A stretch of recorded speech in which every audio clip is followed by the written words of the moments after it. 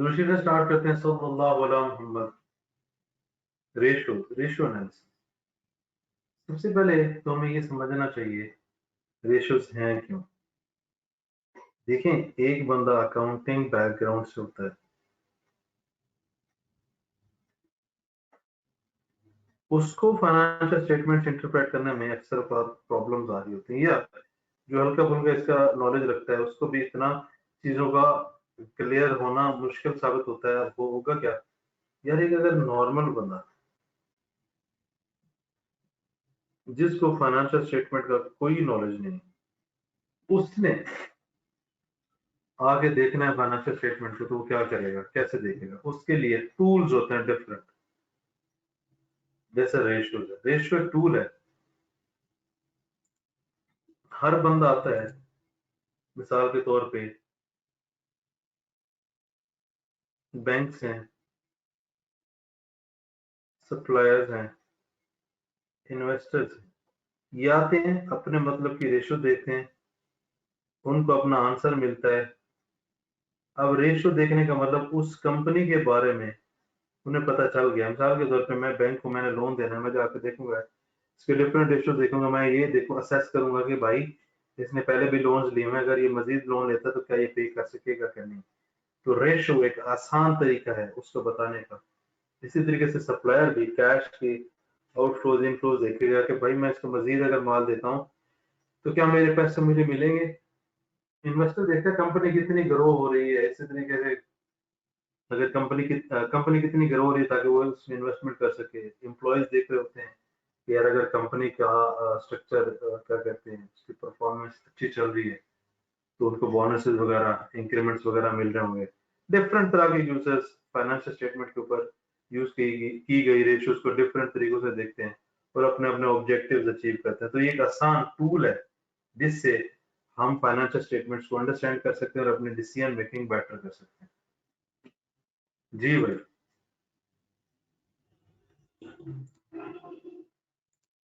Hello.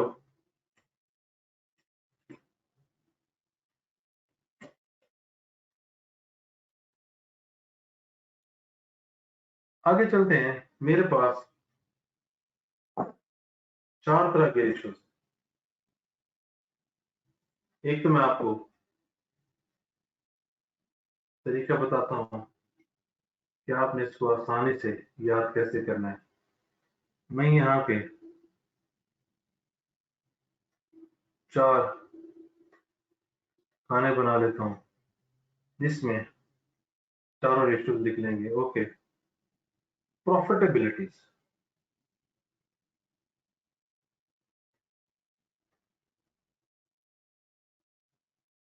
Profitability ratio साथ साथ याद भी करवाता हूँ ताकि गेम आसान हो जाए। प्रॉफिटेबिलिटी रेशियो में 4 रेशियो हमारे पास ऐसी हैं जिनके नीचे आता है नेट सेल्स। नेट सेल्स ने कितना प्रॉफिट अर्न करवाया, gross profit, net profit, operating profit या एक्सपेंस कवर करना, 100 से मल्टीप्लाई करेंगे। ये भाई 1 से लेकर 4 रेशियोज हैं, इनके नेट सेल नीचे आएगा। अगर ग्रॉस प्रॉफिट रेशियो है तो ऊपर ग्रॉस प्रॉफिट आ जाएगा, नेट प्रॉफिट रेशियो तो नेट प्रॉफिट, ऑपरेटिंग प्रॉफिट है तो वो, और एक्सपेंस रेशियो तो ऊपर एक्सपेंस। अब एक्सपेंस की मजीद डिफरेंट चीजें भी हो सकती हैं, जैसे सीजीएस, जैसे एडमिन, जैसे सेलिंग। दूसरा इसका काम, ये 4 रेशियोज हमने समझ ली। दूसरा इसका काम, इसका आंसर परसेंटेज में आएगा।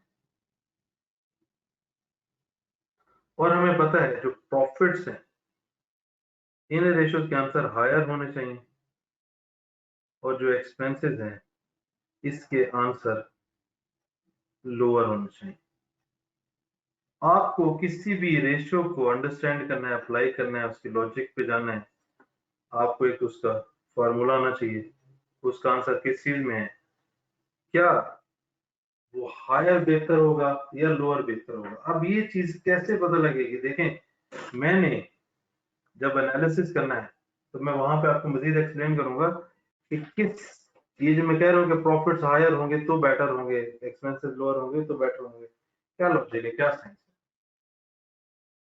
है। इसी तरीके से प्रॉफिटेबिलिटी में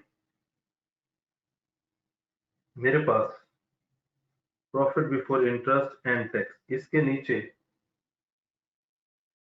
टोटल एसेट्स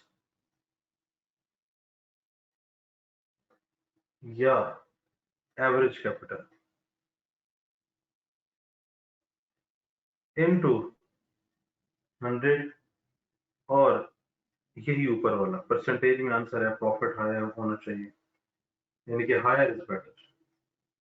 यहाँ पे यहीं पे बना लेते हैं, परसेंटेज में आंसर होना चाहिए हायर इज बेटर। अब पहली जो है टोटल एसेट, भाई इसका क्या है, रेशो का नाम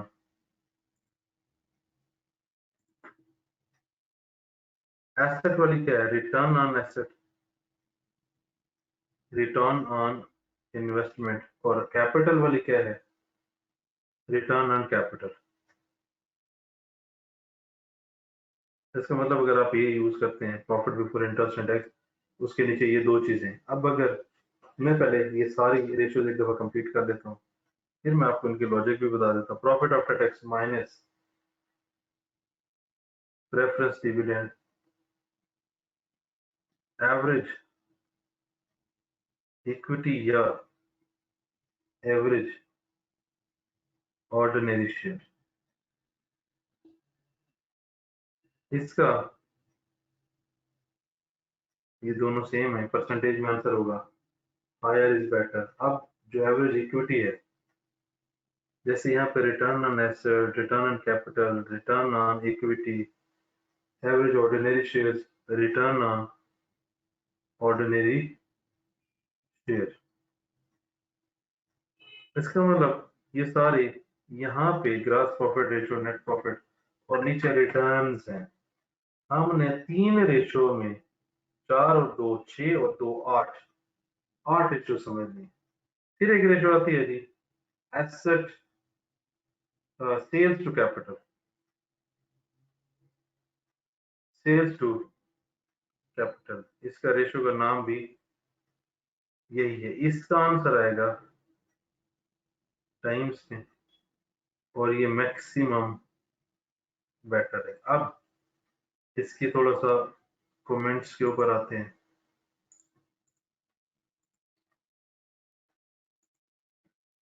कितनी सेल्स हुई जिसने मुझे इतना प्रॉफिट कमा के दिया, ये कितनी सेल्स हुई जिससे मैं एक्सपेंसेस कवर कर सकता हूँ। जाहिर सी बात है, प्रॉफिट्स की बात अगर होगी, प्रॉफिट्स की बात होगी, ग्रॉस प्रॉफिट, सेल ज्यादा होंगी तो ग्रॉस प्रॉफिट ज्यादा होगा, सेल ज्यादा होंगी तो नेट प्रॉफिट ज्यादा होगा, सेल ज्यादा होंगी तो ऑपरेटिंग ज्यादा होगा, सेल ज्यादा होंगी तो एक्सपेंस ज्यादा होगा। यहाँ पे एक्सपेंस कम होना चाहिए, क्योंकि एक्सपेंस लोअर बेटर। मिसाल के तौर पे 1000 रुपए की सेल्स है, 100 रुपए का प्रॉफिट है, अगली दफा 1000 रुपए की सेल पे 110 रुपए का प्रॉफिट है, ये बढ़ गया, ये बेटर है, मेरे लिए बेस्ट है। अब एसेट्स ने मुझे कितना कमा के दिया, इक्विटी ने मुझे कितना कमा के दिया, यहाँ पे इक्विटी ने मुझे कितना कमा के दिया, ऑर्डिनरी शेयर ने कितना कमा के दिया, सेल्स टू कैपिटल, मैंने जितना कैपिटल इंजेक्ट किया उसने मुझे कितनी सेल्स जनरेट करके दी, उसके आंसर्स अगर आप गौर करें किस चीज में है और क्या बेटर है, ये मैंने आपको प्रॉफिटेबिलिटी रेशियोज एक शॉर्टकट बना के दे दिया है, याद करवा दी है, ताकि गेम आसान हो जाए। जी भाई, प्रॉफिटेबिलिटी रेशियोज कोई सहूलत लग रही।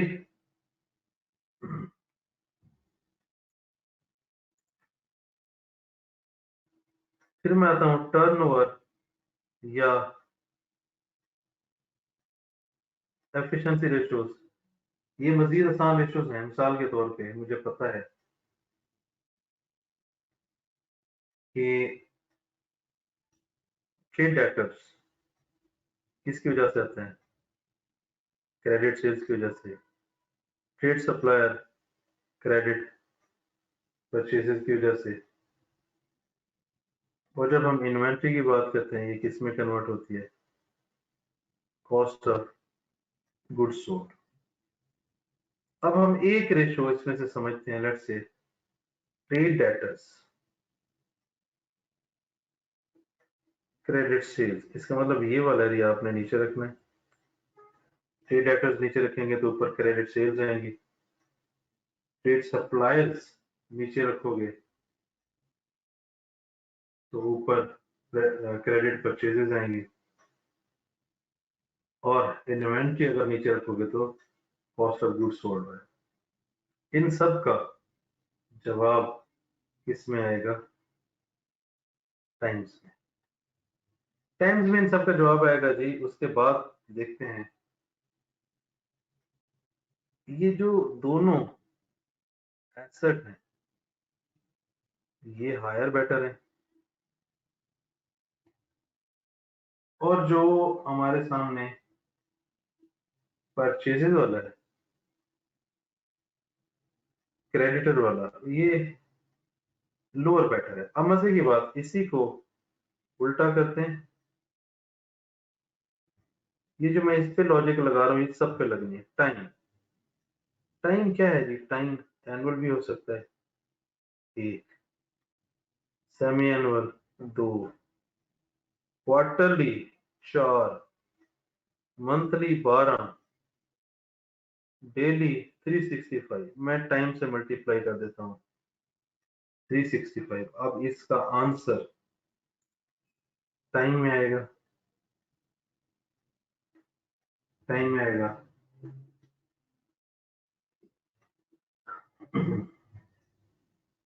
देखें, अब टाइम से क्या मुराद? जब हम डेटर की बात करते हैं, पहले तो ऊपर वाली रेशियो देख लेते हैं। जब हम क्रेडिट सेल्स और डेटर्स, ट्रेड डेटर्स की बात करते हैं, इसका मतलब है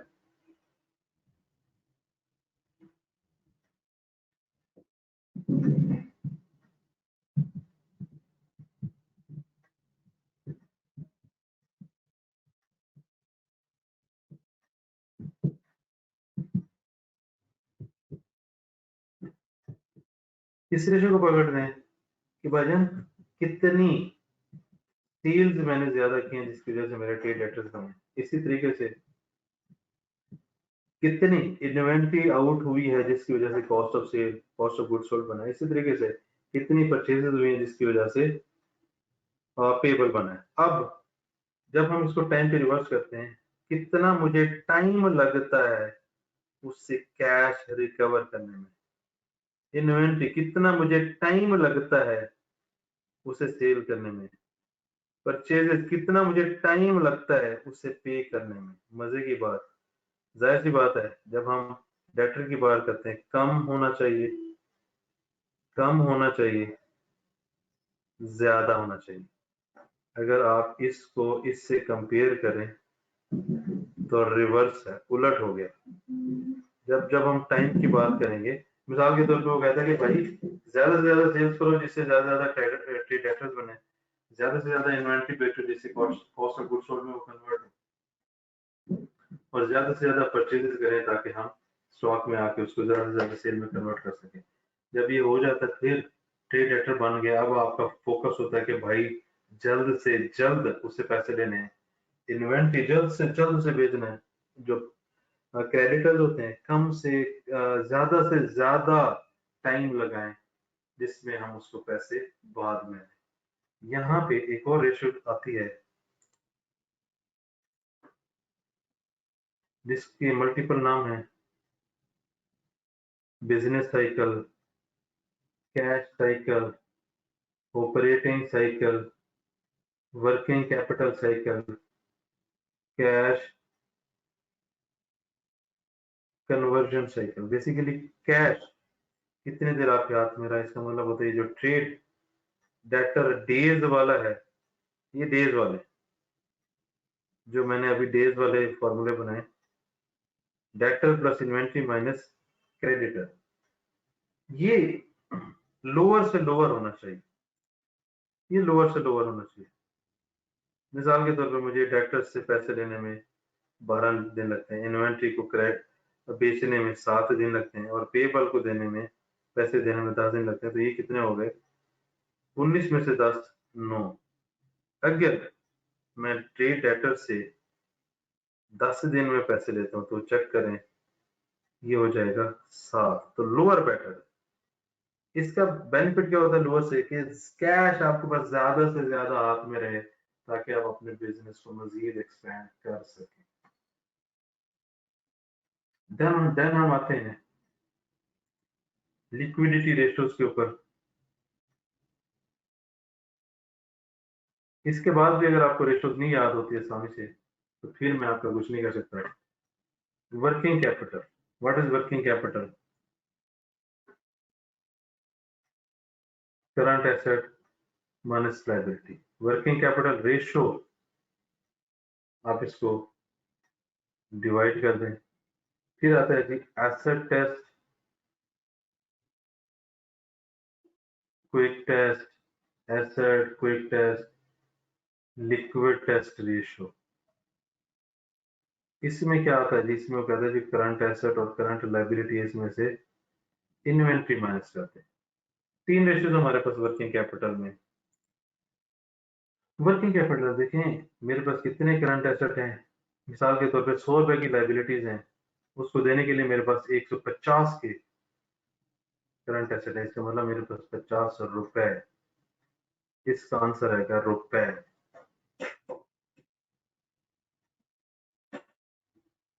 इसका टाइम था और इसका जो मैंने आगे बता दिया था ये वाला कि क्या होना चाहिए।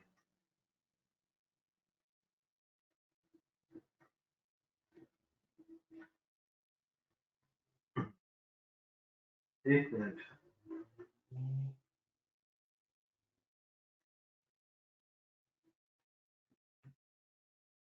इनका था टाइम और ये जो हमने टाइम यहाँ पे लिखा है इसको स्पेसिफिक कर लेते हैं, पीरियड, इतने दिन, इतने महीने। ओके, अब हम अगली रेशियो के ऊपर हैं कि भाई मेरे पास कितने पैसे हैं, और जाहिर सी बात है एक जनरल अंडरस्टैंडिंग है कि जितने ज्यादा बचेंगे उतना अच्छा है। इसका मतलब जितने पॉजिटिव में ऊपर जाएंगे उतना बेहतर है। करंट एसेट और करंट लायबिलिटीज, भाई मेरे पास अगर 100 रुपए देने वाले हैं, 200, कम से कम 2 गुना होना चाहिए, कम से कम 2 गुना। ये जो टाइम है इसका आंसर आएगा टाइम, जो कहते हैं जी 2 into 1, यानी कि 2 रुपए होने चाहिए 1 रुपए की लायबिलिटी पे करने के लिए। जब हम इसमें से इन्वेंट्री माइनस कर देते फिर वो कहता है जी 1 रुपए होना चाहिए 1 रुपए पे करने के लिए। इन दोनों का आंसर टाइम में है, यहाँ पे भी आंसर टाइम में है, यहाँ पे रुपीज में है।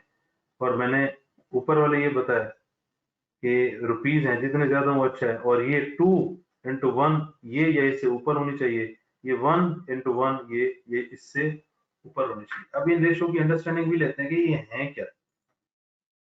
जितने ज्यादा पैसे होंगे इसका मतलब मैं उतनी ज्यादा लाइबिलिटीज रेज कर सकता हूँ, उनको पे कर सकता हूँ। ये जो है वर्किंग कैपिटल रेशो, आप नॉर्मल बिजनेस में,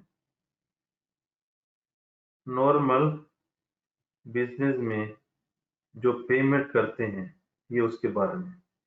और जब इन्वेंट्री माइनस करके देखते हैं जी फौरन जो आप पेमेंट कर सकते हैं।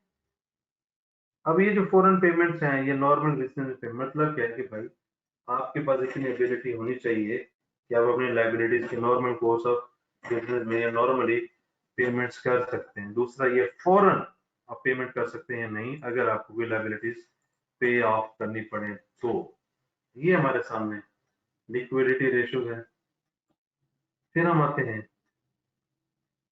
गियरिंग रेशियो के ऊपर। गियरिंग रेशियो में क्या है?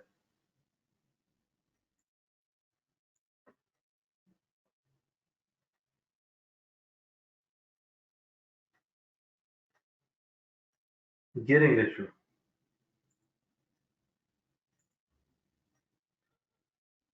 Long term loan over equity, तो डेट टू इक्विटी रेशियो कहते हैं। परसेंटेज में आंसर आएगा, वो कहता है जी 100% से ज्यादा होना चाहिए। इसी रेशियो को अमेंड करते होते हैं, नीचे लॉन्ग टर्म लोन ऐड कर देते हैं, फिर इस रेशियो का क्या हो जाता है, 50% से ज्यादा होना चाहिए। देन हमारे पास एक इंटरेस्ट को कवर करने के लिए होते हैं profit before interest and tax over interest expense, यानी कि ये है इंटरेस्ट कवर। मेरे पास कितना प्रॉफिट है जिसपे मैं लोन्स मैंने लिए हैं, मैं उसका इंटरेस्ट पे कर सकता हूँ, क्या मेरे पास इतना ज्यादा प्रॉफिट है। एक चीज तो ये, दूसरी चीज 100% से ज्यादा इसलिए नहीं होनी, इसलिए ज्यादा होनी चाहिए, वो कहता है कि लाइबिलिटी ज्यादा होनी चाहिए। तो उसकी रीजन है, मिसाल के तौर पे मैं 100 का लोन लेता हूँ, पहले मैं इसका लिख लेता हूँ, इसका आंसर आएगा टाइम है, और ये जितना हायर होगा उतना बेटर। 100 का लोन लेता हूँ, उस पर 10% है, 10 रुपये इंटरेस्ट मुझे पे करना पड़ता है। अब जब मैं इसको 100 का इन्वेस्ट करूंगा, मैंने कम से कम इससे 11 कमाने हैं, मैंने 11 कमाने हैं, ताकि मैं ये 10 पे कर दूं, एक मेरे पास बच जाए। इसीलिए इसका 100% से ज्यादा होना जरूरी है, ताकि मैं ज्यादा लोन्स लूं, दुनिया से पैसे इकट्ठे करूं, उससे बिजनेस करूं, उससे जो जितने इंटरेस्ट देना हो, मैंने वो इन्वेस्ट करके उस इंटरेस्ट से ज्यादा पैसे निकालना। तो मैं दुनिया से पैसे पकड़ूं, 10 रुपए का इंटरेस्ट दूं, और बाकी जो बचे मेरी जेब में हो। जितना ज्यादा लोन ज्यादा होंगे, उतना ज्यादा मैं बिजनेस को एक्सपैंड कर सकता हूँ। डेट टू इक्विटी रेशियो इसका नाम है जी, डेट टू इक्विटी रेशियो। अब मैंने आपके सामने थोड़ी सी जगह पे जितनी आपकी रेशियोज हैं, सारी की सारी पुट कर दी। जी भाई, गलती से कुछ समझ तो नहीं आया? हेलो, जी सर, ओके है, आ रहा समझ। कोई अब कोई उम्मीद लग रही है कि याद कर लेंगे आप? जी सर, इंशाल्लाह इंशाल्लाह। चलें जी, अब मैं आपको बताता हूँ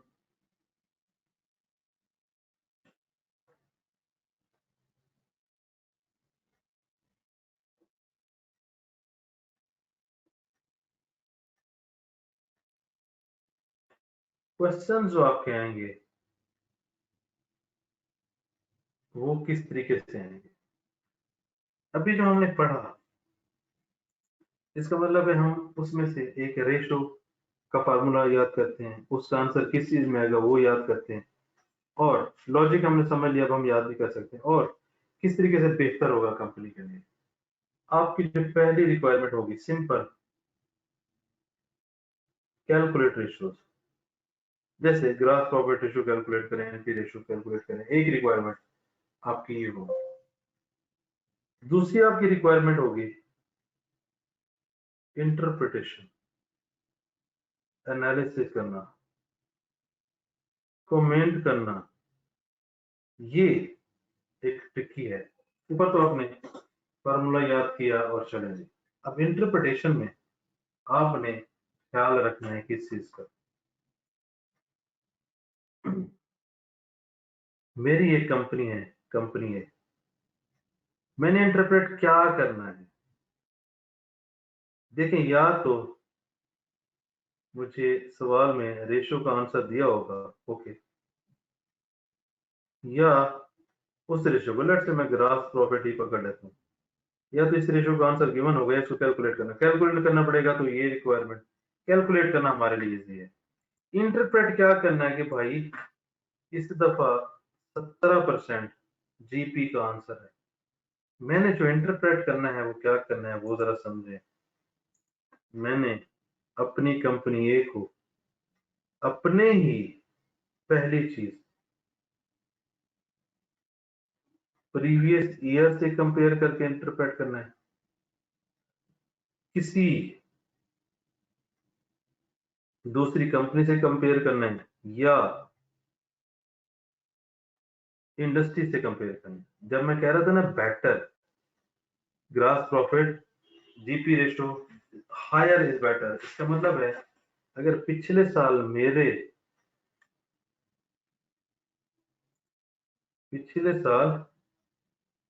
मेरी 15%, इसका मतलब मेरी जीपी रेशो बड़ी है, मैंने इंप्रूव किया। क्यों? क्योंकि इसके आंसर में क्या था कि हायर इज बेटर, जाहिर सी बात है, ज्यादा सेल होगी ज्यादा प्रॉफिट होगा। इसी तरीके से यहाँ पे भी 15% हो सकता है, इसी तरीके से यहाँ पे भी। इट मीन्स मेरी रेशो या तो मैं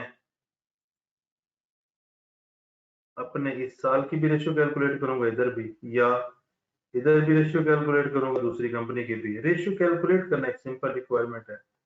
प्रॉब्लम ये है कि जब मुझे मेरे ईयर का आंसर आ जाएगा, मैं या तो प्रीवियस ईयर से कंपेयर करके एनालिसिस कर सकता हूँ, या दूसरी कंपनी से कंपेयर करके एनालिसिस कर सकता हूँ, या इंडस्ट्री से कंपेयर करके एनालिसिस कर सकता हूँ। ओके, एनालिसिस करना इज कॉमन, तीन चीजों में से कुछ भी हो सकता है। अब ये जो एनालिसिस करना है, एनालिसिस दो तरीके से हम कर सकते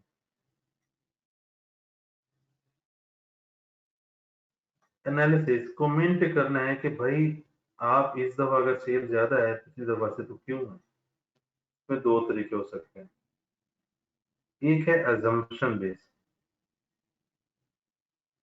इंशाल्लाह इस डिस्कशन के बाद आपको इंटरप्रिटेशन आसान लगने लग जाएगी। एक है जी अजम्पशन बेस, एक है फ्रॉम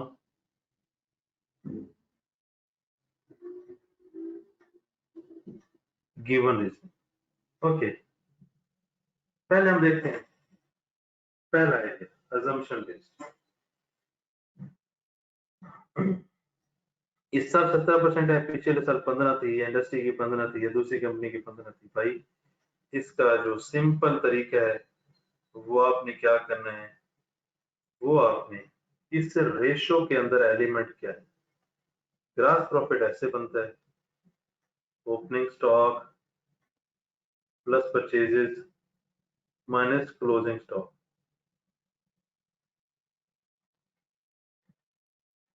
तब बनता है जीपी। इसका मतलब रेशो के अंदर जितने एलिमेंट हैं उस पे मैं अगर एक एक पॉइंट भी बनाऊं, जैसे फॉर एग्जांपल भाई मेरी इस दफा की जीपी रेशो हायर है, मेरी सेल्स ज्यादा हुई थी।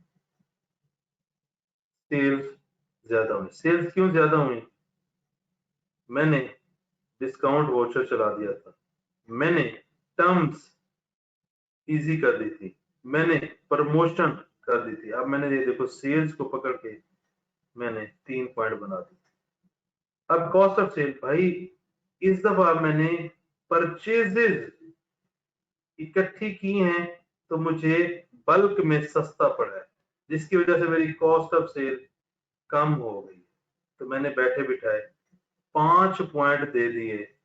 This is called interpretation. भाई आपके पास सेल है, कॉस्ट ऑफ सेल है, ओपनिंग स्टॉक है, परचेजेस है, क्लोजिंग स्टॉक है। मैंने रेशियो में आपको प्रॉफिट के साथ डायरेक्ट इनडायरेक्ट रेशियो में नहीं, करेक्शन ऑफ एरर में रिलेशन कैलकुलेट करना भी सिखाया था। आप उसको भी जहन में ला के एक एक पॉइंट के ऊपर अगर आप एक एक चीज लिखोगे तो ये आपकी इंटरप्रिटेशन होगा। ये मैं सारा सोच के जहन से लिख रहा हूँ कि अच्छा जी मेरी सेल्स बढ़ी हैं तो कैसे बढ़ सकती है। हाँ जी, मैंने इस दफा मार्केटिंग अच्छी की, मैंने एड्स बनवा लिए, मैंने प्रमोशन दे दी, मैंने टर्म्स अच्छी कर दी, मैंने सर्विस अच्छी कर दी, मेरी कॉस्ट ऑफ सेल कम लग गई, मैंने परचेजेस बहुत ज्यादा की तो मुझे कम रेट पड़ा, मेरी कॉस्ट ऑफ कम है, कॉस्ट ऑफ सेल कम पड़ी है, मैंने एडवांस मशीनरी यूज कर दी है जिससे मेरी प्रोडक्शन कॉस्ट कम पड़ती है। व्हाटएवर, एक एक एरिया पकड़ते जाएं आप। यहाँ पे sale, operating stock, purchases, closing stock, चार एरियाज में से, चार एरिया में से चारों पे दो दो तीन तीन पॉइंट भी बना सकते हो। आपने अज्यूम करके बताना है कि आपकी जो जीपी रेशो वो हायर क्यों। किसी भी रेशो को पकड़े, उसके एरियाज पकड़े, हर एरिया के ऊपर आप 1 से 2 पॉइंट भी लिखें तो आपकी इंटरप्रिटेशन हो जाएगी। दूसरा आपका जो एरिया है वो क्या है, फ्रॉम गिवन रीजन। क्वेश्चन में कंपनी ए, कंपनी बी, इसका डाटा दिया होगा, लेट्स से रेशो कैलकुलेट करनी होगी, फिर कुछ नीचे रीजनिंग दी होगी, 5-7 लाइनें दी होगी। अब जैसे हमने ये assumption की है, इसी तरीके से हमने करना है कि हमने रेशो के एरियाज लिख लेने, ये एरिया में से जो पॉइंट रीजनिंग में है सिर्फ वो उठा के मेंशन करना। लेट्स से यहाँ पे 1 2 3 4 5 6 7 चीजें बताई मैं क्वेश्चन के अंदर, ये मैं क्वेश्चन की बात कर रहा हूं। अब मैंने जीपी के एरिया लिख लिए, अगर मुझे इन रीजनिंग में से सेल बढ़ाने का पॉइंट मिलता है तो हाँ जी, सेल क्यों बढ़ी, जो इस रीजन में लिखा हुआ है। परचेज सस्ती क्यों पड़ी, जो इन रीजन में लिखा हुआ है। इसका मतलब अब मैं अपने एरियाज पकड़ूंगा, क्वेश्चन के अंदर जो रीजनिंग है उससे लिंक करूंगा, सिर्फ वही पॉइंट लिखूंगा। अब कभी किसी रेशो में ये भी हो सकता है कि उस रेशो से रिलेटेड एक पॉइंट हो, एक ही पॉइंट लिखे और आगे चले, क्योंकि अजम्पशन में तो मैं उस रेशो के हर एरिया से हर पॉइंट लिख सकता हूँ, बट गिवन जो गिवन रीजनिंग है उसमें जितने पॉइंट उसमें है मैं सिर्फ उसी से रिलेट करके लिख सकता हूँ। अगर आप एरिया वाइज इंटरप्रिटेशन करते हैं असम्पशन, या एरिया में से उन पॉइंट को लिंक करके आप पॉइंट लिखते हो, तो आपकी इंटरप्रिटेशन आसान हो सकती है। चले ठीक है जी, इंशाल्लाह मिलते हैं आगे किसी ना किसी सेशन में। अस्सलाम वालेकुम सल्लल्लाहु अलैहि वसल्लम।